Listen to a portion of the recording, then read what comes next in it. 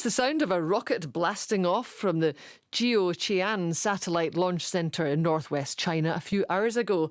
It's not just any old rocket, though. According to Chinese state media, it was carrying the world's first quantum communication satellite. The Chinese say that data transmitted by the satellite will be contained in bursts of subatomic particles that are impossible to intercept. Any attempt at eavesdropping will cause them to self-destruct.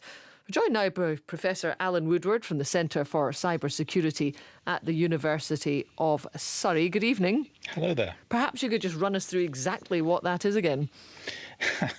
Well, it's imagine that you and I need to share a secret in order to be able to encrypt the communications that we send between us. And the trick that everybody's been trying to solve for years is how do we pass that between us through an insecure channel, something that somebody could be listening in on, and be sure that nobody else has listened into it.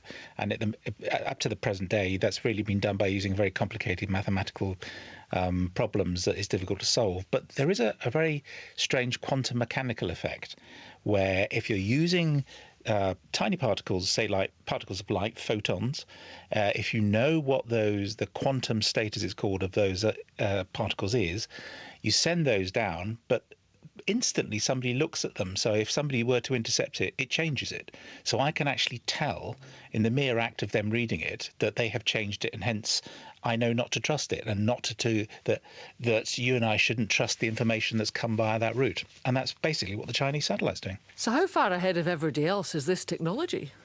Well, the Chinese are actually, this technology has been in use on Earth. There are networks in existence, places like Zurich, Tokyo, that use this so-called quantum key distribution. But the Chinese have gone one step further because we've only been able to use it over limited distances to date, a couple of 100 kilometres, and this is going to have to travel 1,000 kilometres at least. So the Chinese have obviously solved a number of problems that the rest of us haven't, because they've spent something like $100 billion actually trying to put this thing into space. So I can't imagine they haven't solved some of these problems. So it's going to be very interesting to see if this thing actually works when it gets up there. Yeah, do you think this really will be hack-proof? It's a brave person that says anything is hack-proof. And I have to say no, because there already are hacks out there. And I've been talking to a number of journalists today and saying, they put headlines up about hack-proof.